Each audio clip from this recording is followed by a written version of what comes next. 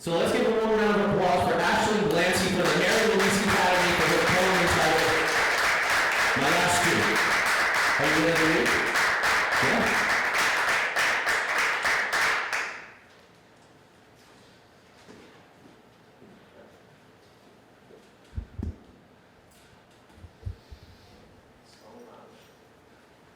My last Duke. There I am, painted on the wall. Looking alive, I need to recall. What really did go down that night? A night of jealousy, death, and terrible fright. Fra Pandolf painted me as I sat still, as I dreamed of my name in my new Duke's will, and the money and riches my family receives. However, prior to that, I must pretend to grieve over the loss of my newlywed, due to a tragic accident, now dead. He would go out hunting in the dead of night. He wouldn't have seen the wolves when they took a bite. As their gleaming white teeth sank into his heart, my only remembrance of him will be his love for art, though there will be a side people don't know. He wouldn't be alone when he went to go. My brother there, standing at his side. No one would know. He would be the reason my poor husband died. I was attracted to men with riches and gold, but my husband discovered this, truth be told.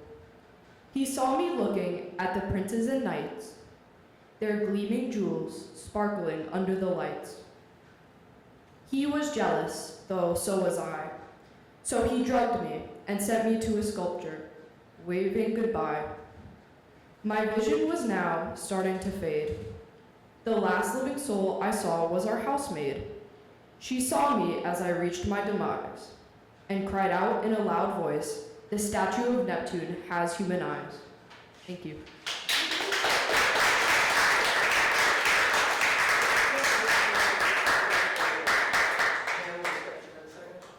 And I forgot the most important part.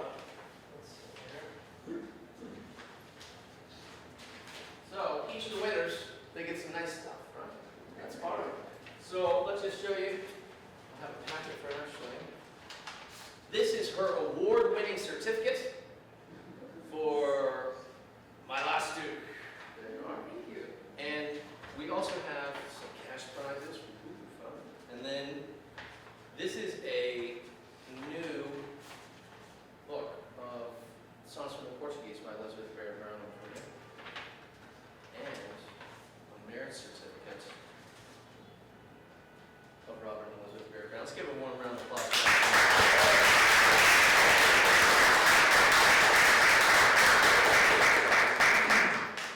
All right, so what I'm thinking is that after every winner comes up, we can put them on the stage and we're gonna have like a little panel discussion, talk about what the influences of their poems were, maybe get them to read it again if we're so lucky.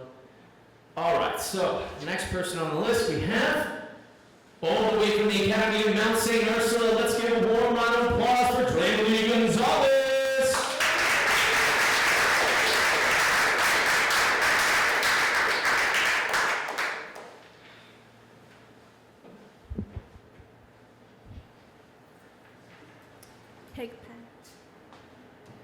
Pigpen. When a piglet is ripped from its mother's mushy arms, it wails in fear, piercing the ears of the butcher who grips its fat. Squinting at the harsh sun and cool breeze as newborns do, stripped of its dignity right after birth. I, like the infant pig, was also forced into the world with bare skin, enduring sneers as I learned to dress myself. Contemptuous eyes picking at my skin, pondering what to make of me. Pigtail ringlets flowed down my back, bounced when I ran away from older kids who'd yank at them. My tears dripped down into my mouth, forcing me to taste my hell. Foreign hands wrapped around the piglet's stomach, throwing it into a new pen, one filled with a stench so horrid, nothing is like the scent of its mother.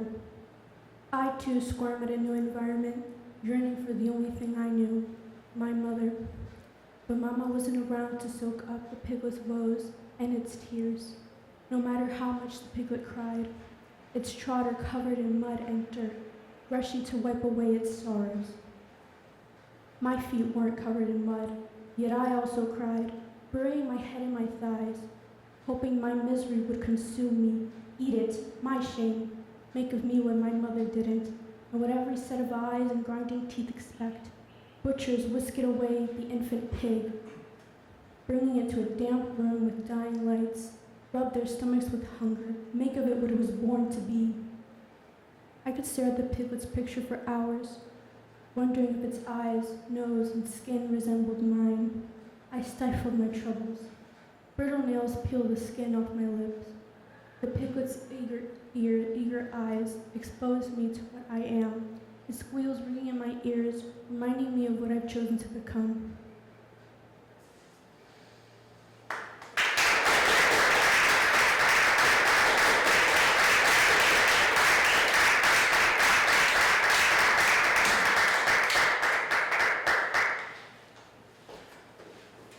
All right.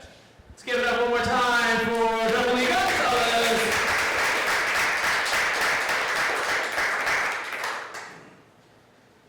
Now, I think that the next person called out sick. Is that what we're going with? Raniero. Ellery, Schalk? Oh yeah, I have theirs on recorded. Okay, so we're going to do a recorded poem by Ellery Schalk in her happenstance. Jane has it. All right, let's give a warm welcome for Ellery Schalk on the stage.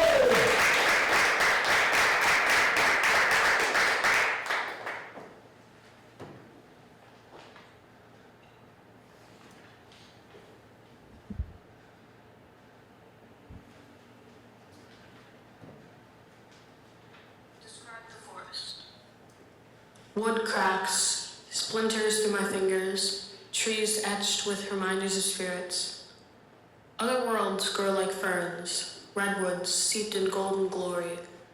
The time of the forest calls a sweet song of silence, but notes are broken by snaps of branches and traces of the wind. When the morning dove sings a tune of sorrow, tomorrow will be an adventure through time. Thousands of repetitions in the sky, skipping across a flipped pool, bluer than the ocean, and still, the water has a certain coolness to it. Unable to be captured through transferred sights, only able to be peacefully described from one to another. Words can do it, they always can, and they are certainly able to when it comes to the sky. Outside, we can watch the birds follow their invisible paths, and the leaves dance with the wind. We can follow the green, feel them move and go with them, while you sway not further away but closer to me. It's quiet, but we are never alone. We are always accompanied by something. By the little creatures that scurry across the forest floor, by the whispered breeze that threads its way through the trees, by the sunset that drapes its light over your face. We might get lost, but there is no better place to be lost in than the sunlit meadow, where trees are never judgmental, where I can feel the sound in silence, and where I could finally have love by my side.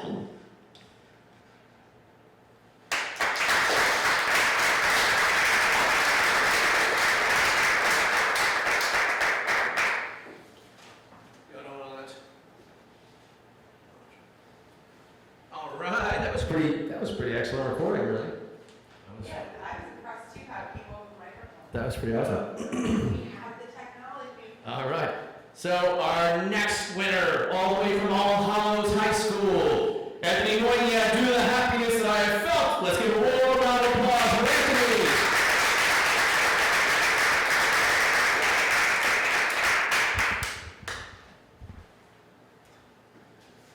The moon was glittering as the puppet.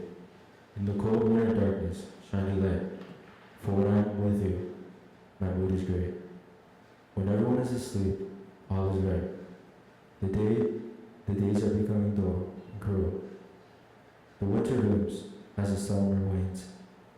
Your warmth and smile allow me to refuel. However, this will not always remain.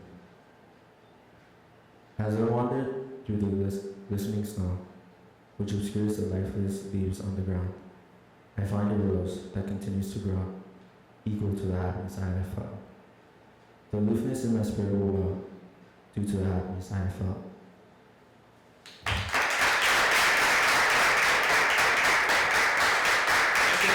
Winner stage, that'd be fantastic. All right, our next winner all the way from Xavier High School. Let's give a warm round of applause for Ian Holchak.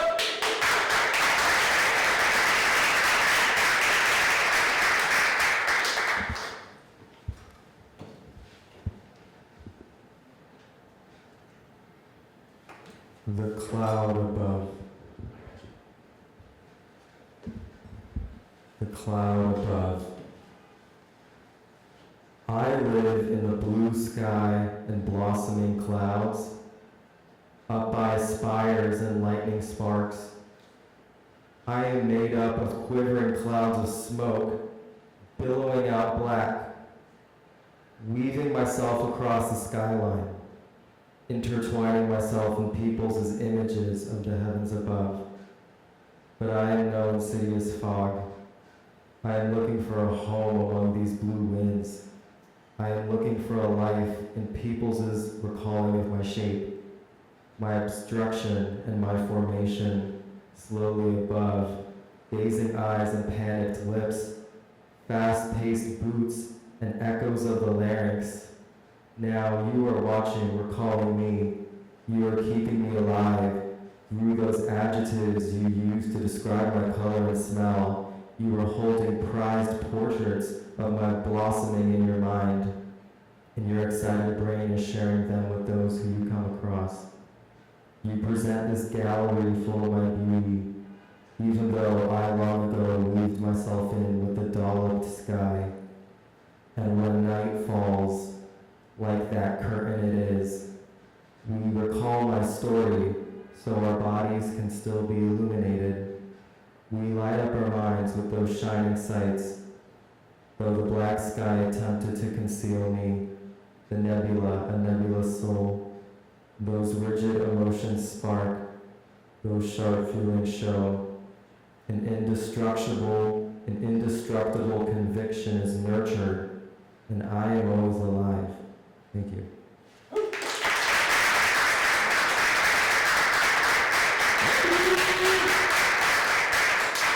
All right, Ian didn't get his. All right, so we have one more winner from the Mary Louise Academy. Do you know what her status is, Eden? She's sick too. It must be going around. It's just got hot all of a sudden, and people just. I was out all weekend, and I got a little burned, and I was feeling not the best, so I understand completely. But I was thinking that because she's not here, we could have a very talented reader come up and read this poem entitled Tree. Is there Jane LaCroix available? Let's bring up Jane LaCroix one more time, ladies and gentlemen. Reading from Eden Brown from the Mary Louise Academy, the poem entitled Tree. I'm going to do a costume change so that it's like a different person. Okay?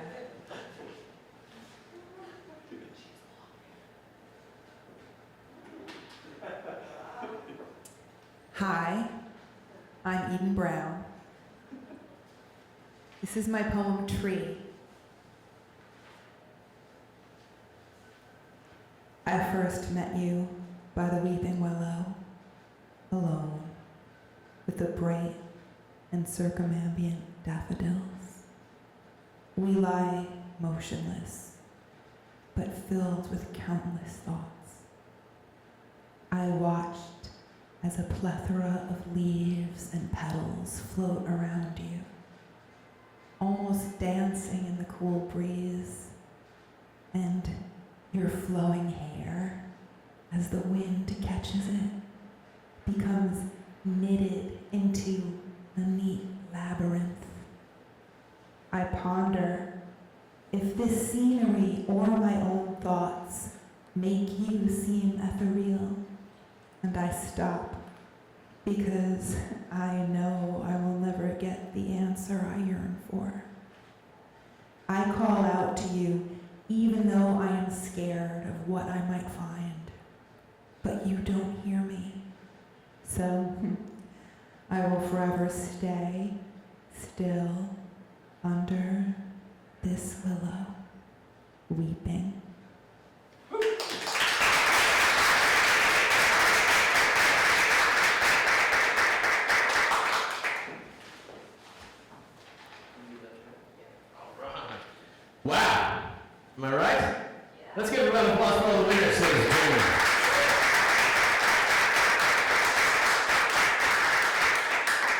So some of these poems, we have two different categories in the competition, and I know Jane has already said that competitions are bad, it's like competitive yoga. But in my mind, what it does is it gives somebody a reason to submit to something as opposed to not submit to something.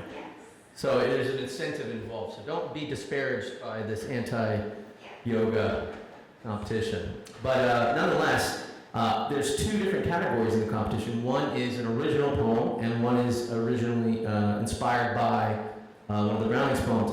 And you had a poem that was inspired by a Browning poem? So my poem was inspired by Robert Browning's poem, My Last Duchess. It was recommended to me by my homeroom teacher, Dr. Wolling, and it's right here.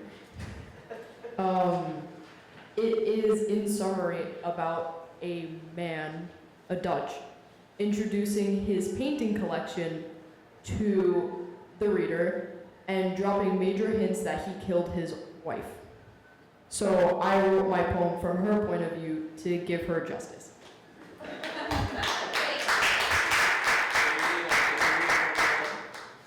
Yes. This is the last Duke. My last Duke. There I am, painted on the wall. Looking alive, I need to recall. What really did go down that night? A night of jealousy, death, and terrible fright. Fra Pandolf painted me as I sat still, as I dreamed of my name in my new Duke's will, and the money and riches my family receives. However, prior to that, I must pretend to grieve over the loss of my newlywed, due to a tragic accident, now dead. He would go out hunting in the dead of night. He wouldn't have seen the wolves when they took a bite, as their gleaming white teeth sank into his heart. My only remembrance of him will be his love for art, though there will be a side people don't know. He wouldn't be alone when he went to go. My brother there, standing at his side, no one would know he would be the reason my poor husband died. I was attracted to men with riches and gold, but my husband discovered this, truth be told. He saw me looking at the princes and knights, their gleaming jewels sparkling under the lights. He was jealous, though so was I, so he drugged me and sent me to a sculptor, waving goodbye. My vision was now starting to fade. The last living soul I saw was our housemaid. She saw me as I reached my demise, and cried out in a loud voice, "The statue of Neptune has human eyes." Thank you.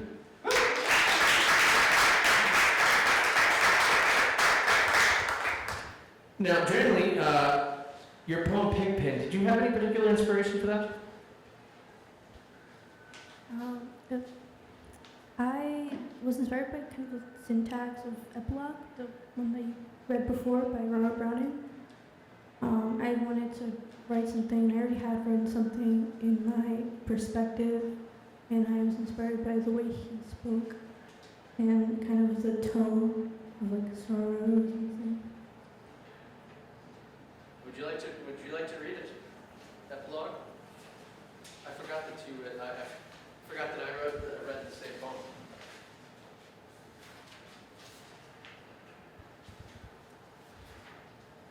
Epilogue. At the midnight in the silence of the sleep time, when you set your fancies free, will they pass to where, by death, fools think, imprisoned, lo he lies who once so loved you, whom you loved so, pity me? Oh, to love so, be so loved, yet so mistaken, what had I on earth to do with the slothful, with the mawkish, the unmanly? Like the aimless, helpless, hopeless, did I drivel, being who? One who never turned his back, but marched breast forward, never doubted clouds would break, never dreamed, though right were worsened, wrong would triumph, held we fall to rise, are baffled to fight better, sleep to wake. No, at noonday, in the bustle of man's work time, greet the unseen with a cheer, bid him forward, breast and back as either should be, strive and thrive, cry, speed, fight on, fair ever, there as here. That's beautiful. Can we read the pig thing again? Is that possible? I want to hear them back to back. That's all right. Let's give another round of applause for Draimely. Pig pen. When a piglet is ripped from its mother's mushy arms, it wails in fear, piercing the ears of the butcher who grips its fat. Squinting at the harsh sun and cool breeze as newborns do, stripped of its dignity right after birth. I, like the infant pig, was also forced into the world with bare skin, enduring sneers as I learned to dress myself. Contemptuous eyes picking at my skin, pondering what to make of me. Pigtail ringlets flowed down my back, bounced when I ran away from older kids who'd yank at them. My tears dripped down into my mouth, forcing me to taste my hell. Foreign hands wrapped around the piglet's stomach, throwing it into a new pen, one filled with a scent so horrid, nothing is like the scent of its mother. I too squirm at a new environment, yearning for the only thing I knew, my mother. But Mama wasn't around to soak up the piglet's woes and its tears, no matter how much the pig cried, its trotter covered in mud and dirt, rushing to wipe away its sorrows. My feet weren't covered in mud, yet I also cried, burying my head in my thighs, hoping my misery would consume me. Eat it, my shame, make of me what my mother didn't, and what every set of eyes and grinding teeth expect. Butchers whisked away the infant pig, bringing it to a damp room with dying lights, rub their stomachs with hunger, make of it what it was born to be. I could stare at the piglet's picture for hours, wondering if its eyes, nose, and skin resembled mine. I stifled my troubles. Brittle nails peeled the skin on my lips. The piglet's eager eyes exposed me to what I am, its squeal ringing in my ears, reminding me of what I've chosen to become.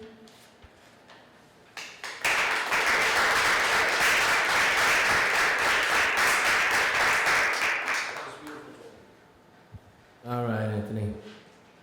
Is this an original poem? Yes. Okay. Can we hear it one more time? But this time a little bit slower and a little bit louder. Okay?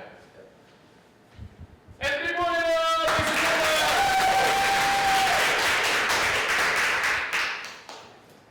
The moon was glitter as a puppet. In the cold winter darkness, shiny light. For when I am with you, my mood is great. When everyone is asleep, all is right. The days are becoming dull and cruel. The winter looms as the summer waits. Your warmth and smile allow me to refuel. However, this will not always remain.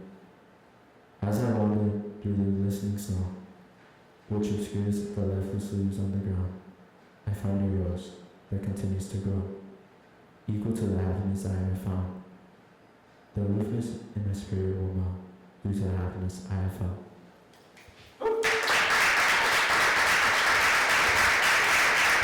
Now, just out of curiosity, what was the inspiration? What was your thinking, feeling when you were writing this? So, my inspiration was mostly looking around me in my daily life. So, I mentioned about a pup, which is my puppy at home, and I basically talk about how the simplest joys in life could always bring you the greatest happiness.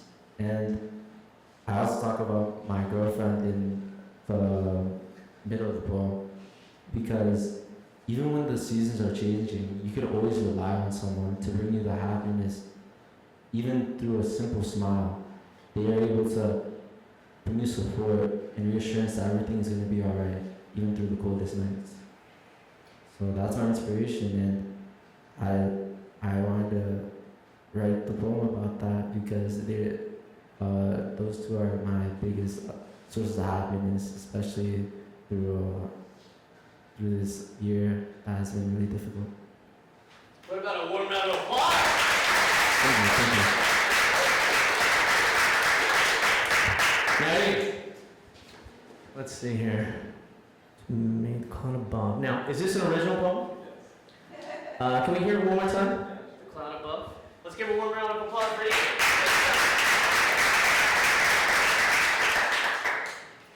cloud above. I live in the blue sky and blossoming clouds, up by spires and lightning sparks. I am made of quivering clouds of smoke, billowing out black, weaving myself across the skyline, intertwining myself in peoples as images of the heavens above. But I am no insidious fog. I am looking for a home among these blue winds. I am looking for a life in peoples as recalling of my shape, my obstruction and my formation, slowly above gazing eyes and panicked lips, fast-paced boots, and echoes of the larynx. Now, you are watching, recalling me. You are keeping me alive through those adjectives you used to describe my color and smell. You are holding prized portraits of my blossoming in your mind, and your excited brain is sharing them with those who you come across. You present this gallery full of my beauty, even though I long ago weaved myself in with the dolloped sky. And when night falls like that curtain it is, we recall my story so our bodies can still be illuminated. We light up our minds with those shining sights. Though the black sky attempted to conceal me, the nebula, a nebulous soul, those rigid emotions spark, those sharp feelings show, an indestructible conviction is nurtured, and I am always alive.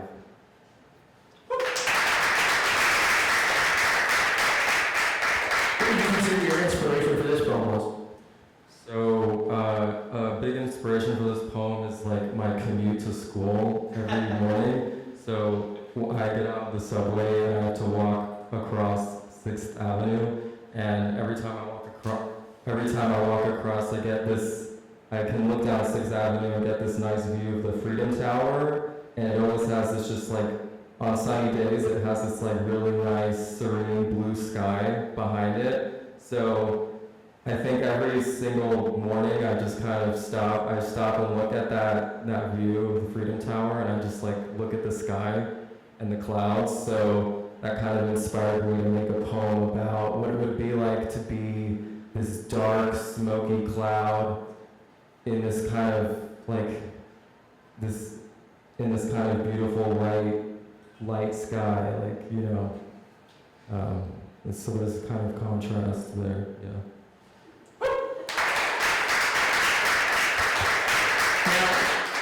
I heard the nebulous element of it, that's absolutely correct, but we still have two people that are not being represented on this stage. I would like to do, because it's so fantastic to have such a fantastic speaker, I was wondering, in behalf of Ellery, if we could have Jane read Describe the Forest? Sure. Yeah? All right, so we're going to give it up one more time for Ellery. This is Jane LaCoy reading Ellery Schalk. Describe the forest. Describe the forest. All of you did such a great job, and isn't it amazing to hear the poem again?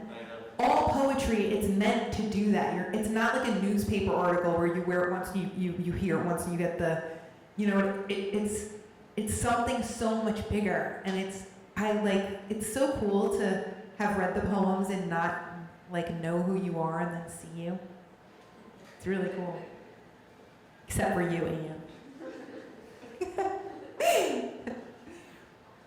Describe the forest.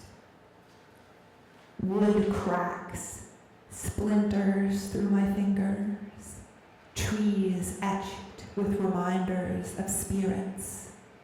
Other worlds grow like ferns, redwood seeped in golden glory. The time of the forest calls a sweet song of silence, but notes are broken by snaps of branches and traces of the wild. When the morning dove sings a tune of sorrow, tomorrow will be an adventure through time. Thousands of repetitions in the sky, skipping across a flipped pool, bluer than the ocean, and still the water has a certain coolness to it, unable to be captured through transferred sights, only able to be peacefully described from one to another. Words can do it. They always can. And they certainly are able to when it comes to the sky. Outside, we can watch the birds follow their invisible paths. and the leaves dance with the wind. We can follow the green, feel them move and go with them while you sway not further away but closer to me.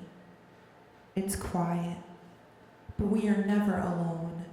We are always accompanied by something, by the little creatures that scurry across the forest floor, by the whispering breeze that threads its way through the trees, by the sunset that drapes its light over your face. We might get lost, but there is no better place to be lost than in the sunlit meadow, where trees are never judgmental, where I can feel the sound in silence, and where I could finally have love by my side.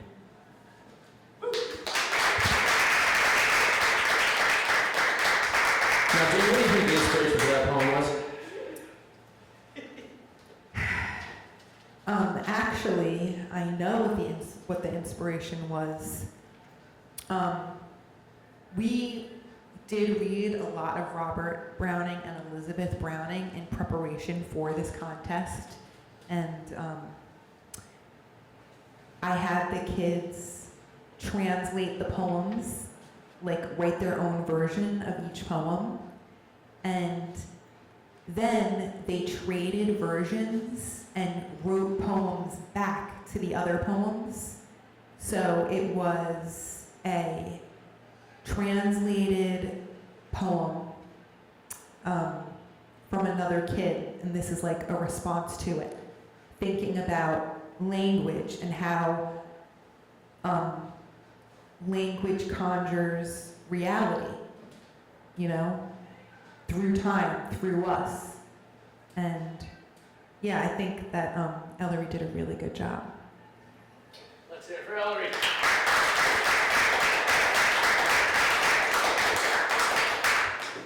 All right, so we have, this is something that I'd like to do, and I don't know how you guys feel about this, but it's going to be a little interesting.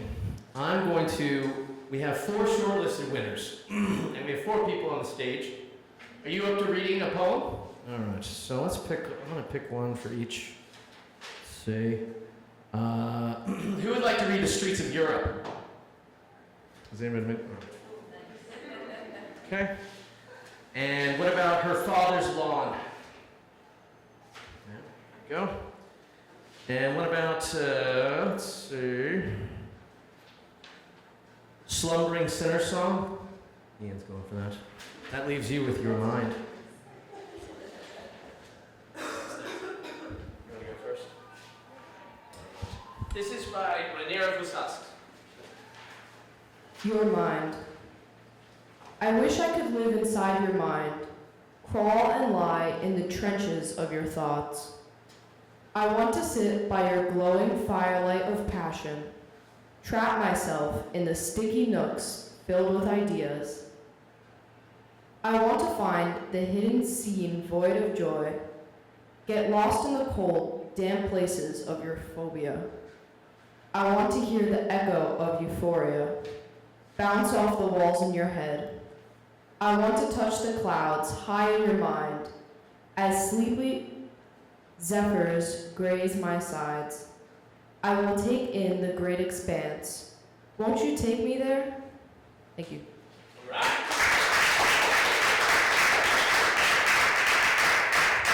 Now, once again, that was Raniero Fouskas from the Columbia Secondary School for Math, Science, and Engineering. Your mind. The next poem up is Her Father's Lawn from the Mary Louise Academy, Samantha Murray. Let's hear it for Draimely.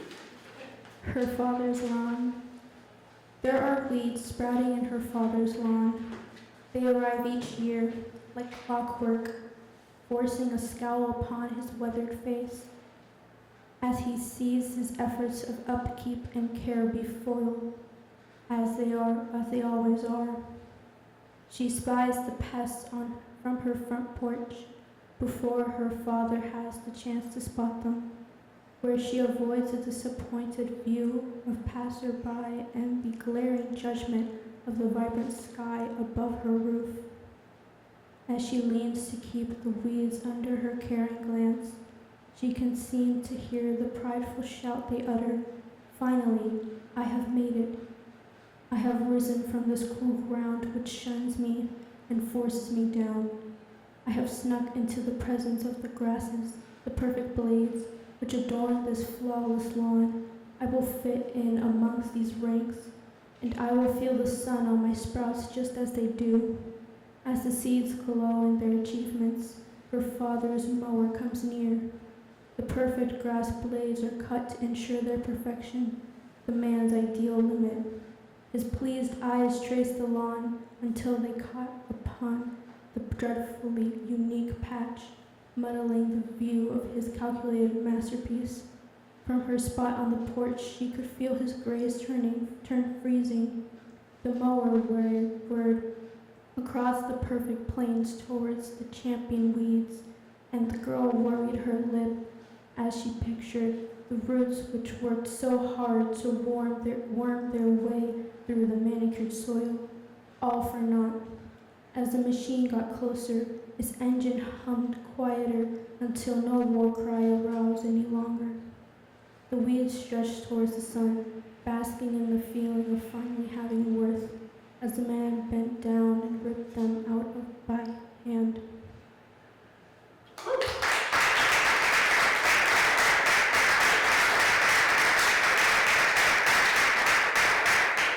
All right, Ms. Draimely with her brother's lawn. Next up, we have all the way from Xavier HS, Ian. Oh, you're next. Hold on. Anthony, I'm completely backwards list. Anthony, you're reading The Streets of Europe. This is a poem by Roy Goldstein at the Trevor Day School. Let's give a round of applause for him.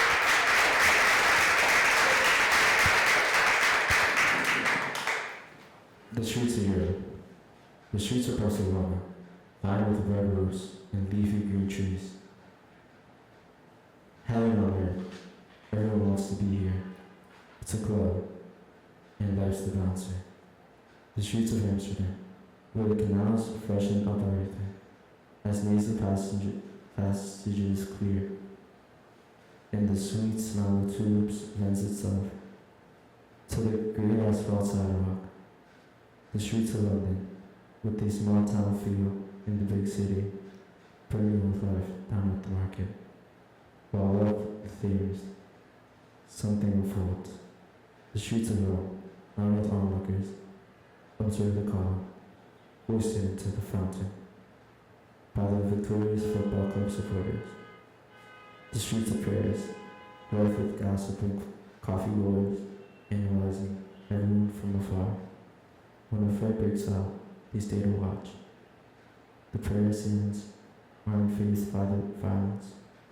The streets of Istanbul, sprawling with bazaars. Just across the way, the streets of Europe are no more.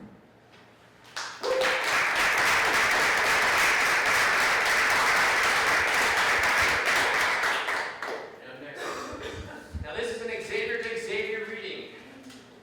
We have a poem entitled Slumbering Sinner's Song by Javier Vasquez, who was a winner last year. I didn't believe so. And he's a little jealous that this guy gets to read his poem instead of him. So let's hear it for Ian Holchak reading Slumbering Sinner's Song.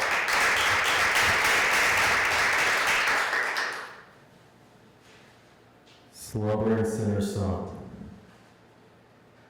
Unfamiliar ceilings, it makes sense. Nothing in the city knows me. It's a false resurgence. I pray for my descent further into your subconscious sea. The ultimate end to progress is self-destruction, death. They progress along the path, hopefully bereft. Into Charybdis they will row, all the while speaking of Michelangelo. They know it to happen, artificial admittances, and from their children come heart-strung pittances. Simply one of your developing dreams. Lucid whispers tear my cloak at its seams. Transitory consciousnness, a tenuous grasp on my own existence. No adjustments can be made to the course's end, a predetermined loss of subsistence. conscious annihilation of cherubim. Their lucid screams tear my cloak at the seams. As the grip on his apple tightens, evening howls cease to frighten. Tethers made of man, architects of anchors unintended by creation, unto nothingness, what remnants survive of their nation? Artifice jettisoning them from the abyss, their personal edifice of hubris. Dreams shall end, but the shimmer remains. It glistens till dry, the child's sin and its scarlet stain. Into Charybdis they will row, all the while speaking of Michelangelo. Its hatred undeserved, its punishment misplaced yet reserved. They will meet it soon. Lately considerations of awakening fill the room. What will be divided, left to the slumbering? Superficial concerns residing in an organ whose rhythm becomes sundering. They rise to the surface at a foolish speed, yet their hands cleave from the wheel as though it were a need. Cleaved to the tension, what is it, if not a futile search for attention? They gaze into the eyes of a sound unforgiving. I wonder if this requiem leaves them unfazed after all of this living. Into Charybdis they will row, all the while speaking of Michelangelo. I made a request as they were laid to rest. When you truly feel, promise me. When you are forced to kneel, promise me. When your fate is sealed, promise me. Bite the flesh, how does it taste? An apple you've grown, sin-laced? You knew this was intentional. Your attempted sedation has left us with dreams rather unconventional. Adam abandoned. Will my rising eyes see truth after plummeting forevermore? I've stained the frame of the door, passed over only to drift ashore. I am unfazed by the maw. I was unprepared for the feeling of flesh torn raw. His cult was but a veil made from mirrors and smoke. Minds and hearts prepared. Your removal of my bastion, my cloak. I become unsealed, known to raise in open air. I am lucid, I must confer. I will not run, tainted by a bite perhaps, framed as Lucifer. But what's done is done. Good morning to all. I hope they awaken in time to witness the fall.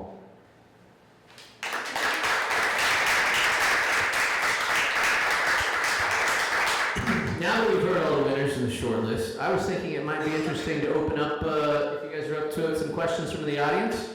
Do you guys have anything to ask these young budding students and poets? No? There we go. Kenneth? Yeah.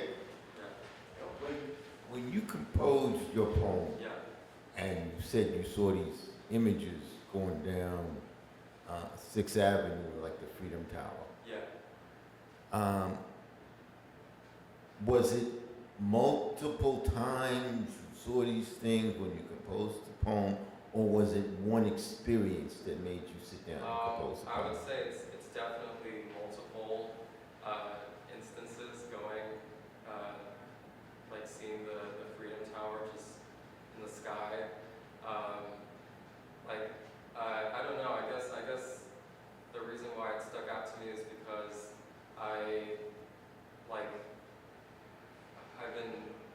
I've been crossing that same avenue for like 3 years now, and I feel like a lot has changed in that time, but that view is still there, so that's kind of like grounding. But it's definitely something that's stuck with me through like many years of seeing it.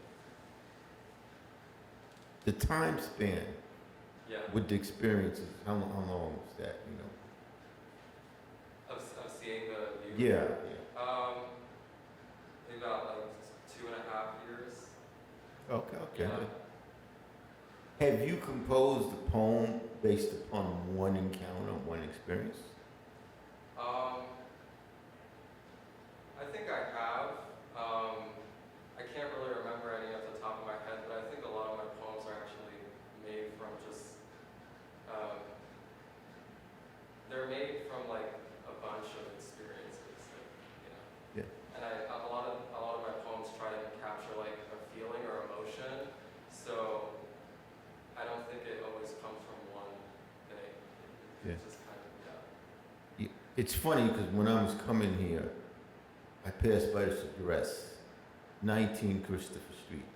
There used to be an art gallery there, and I used to go to all their openings, and I used to meet a lot of interesting people at the art gallery.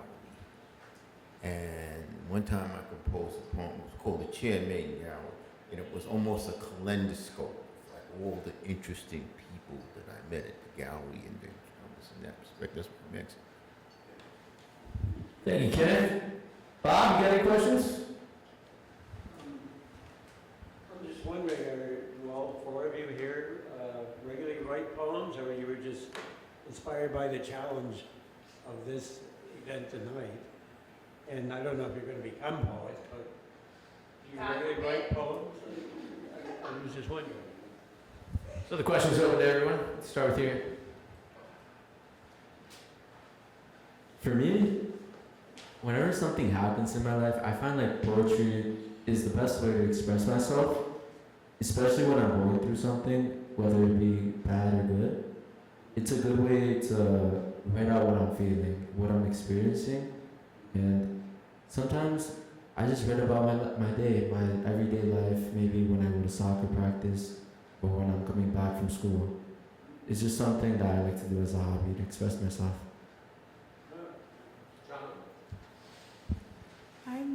I'm not a big poet, actually.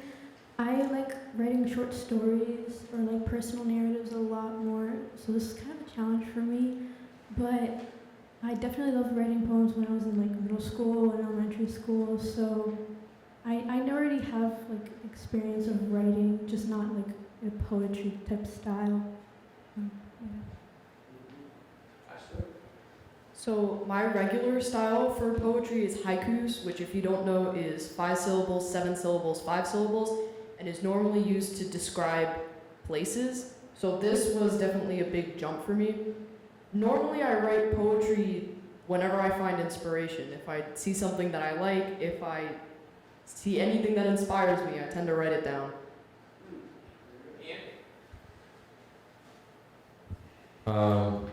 Me personally, I've been writing poetry for a couple of years now.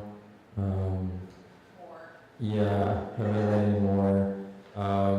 For me, I think my poetry kind of comes in waves. So like sometimes I kind of spend just, I just spend a lot of time collecting ideas and like thoughts and like feelings. And then I'll just sit down and write a ton of poems at once. And then I'll just like repeat that again. So, Any more questions?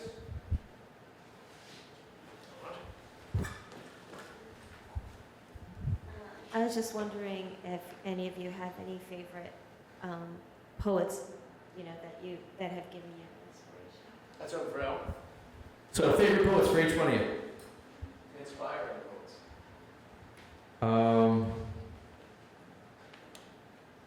I mean,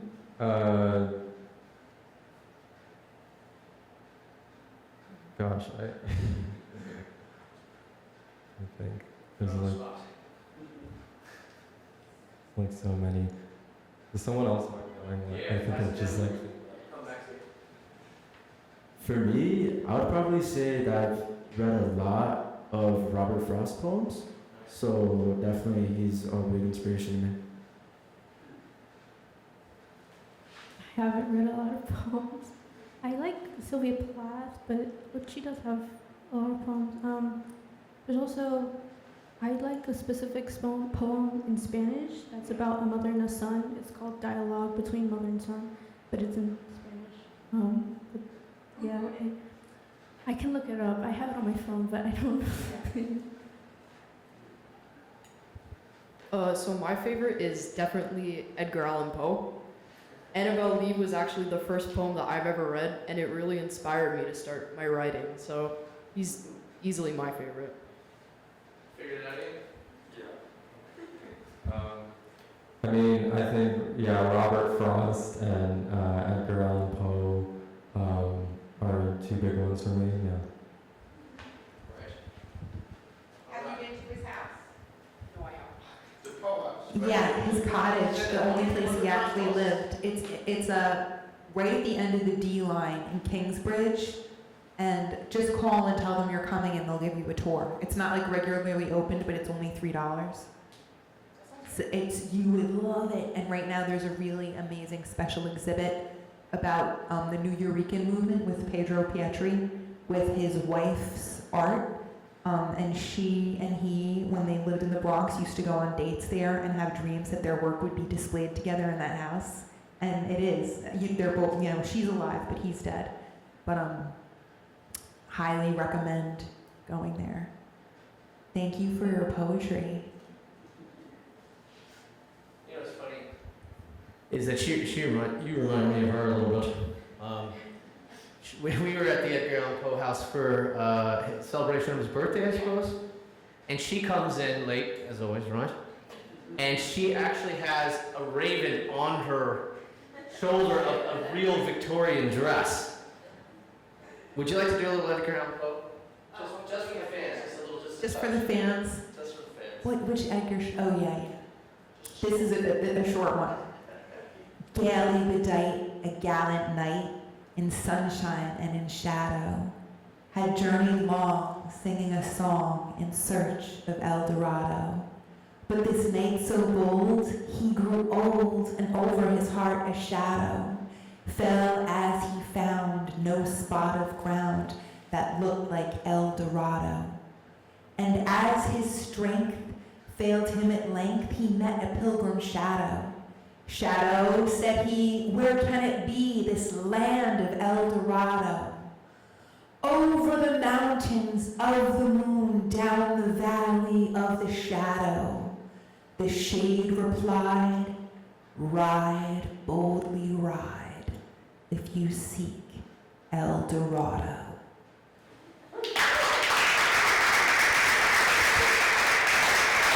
Fantastic. Do you have any more questions for these award-winning poets? Anyone? I have a little question. All right, so just out of curiosity, when you were approached with the competition, how did you know about the competition? Was it your teacher introduced it to you, or can you relate to the first time that you saw the prompt? Yeah, so this year was the first year I did this competition, and I knew about it because at my school there's a poetry club, so I'm part of that. It's run by my English teacher, so she just one day gave out the flyers, just like, so. Shout out to Mary Grace Gannon. Yeah, Mary Grace Gannon, yeah, she just gave out the flyers, and she's like, okay, here's the email, just, it's really simple.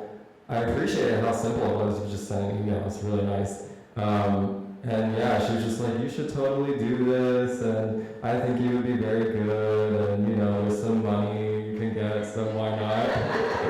So I was like, okay. I mean, I didn't really do much poetry competitions. I've done, with Jane, I've done some poems that have gone in anthologies, but I haven't done this before, but this has been fun, yeah.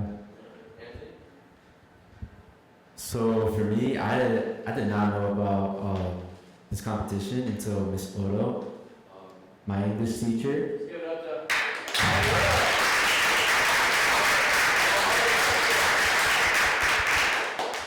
Miss Odo presented this assignment for extra credit, and I found it nice to do the assignment because I needed the extra credit, to be honest. And I did it. I submitted one of my poems, and I didn't really think much of it. I did not know there was money on the line, so it was just mostly a hobby that I wanted to send out, see where it would get me. And fortunately, it got me here, so I'm very proud and honored to be here now. So thank you.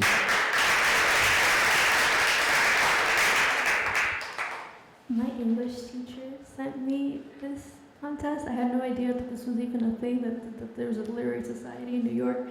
So it was really interesting to not just about the competition, but to find out that the Literary Society exists, it's a thing. I had done not a poetry competition, but a kind of like essay contest that I had won. So my teacher, I think she like saw poetry and she was like, "Oh, you should do this too. Maybe you'll win." Yeah.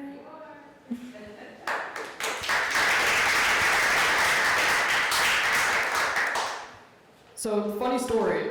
It was my homeroom teacher's birthday, and she had the flyers and said, if anyone wants to do a poetry contest, just come up and take one. So I did, and that's it. That's the whole story.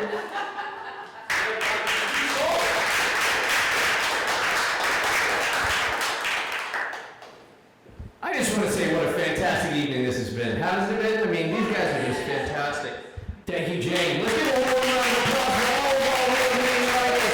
Actually, Glancy, Gonzalez, Schalk, Moina, and Holchak, and even Brown. Fantastic work, all of you guys. We'll have the website out next week. We're going to have a video of this. We'll have all the award-winning poems. You can take a look at the archives, see all the people that have come before you. It's a really interesting thing to see, like the legacy that you guys are really setting in New York City. You should be very proud. Once again, thank you. These are the winners of the 2024 New York City Downey Award Poetry. All right, let's all get home safe. You guys got $50. Go blow it on Pop Rocks and Soda Pop. Thanks for all coming. You guys have fun?